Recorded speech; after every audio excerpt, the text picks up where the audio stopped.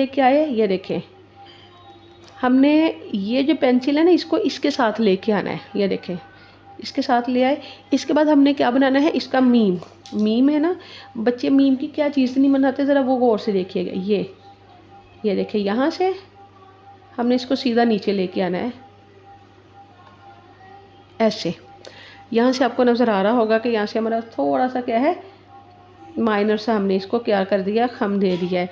अब हमने इसको इसके साथ मिला दिया और इसको इसके साथ मिला दिया, सॉरी नज़र नहीं आ रहा था, इसको इसके साथ मिला दिया, ये देखें, और इसको हमने इसके साथ मिला दिया। यहाँ से हमारा क्या हो गया, देखें गोल हो गया।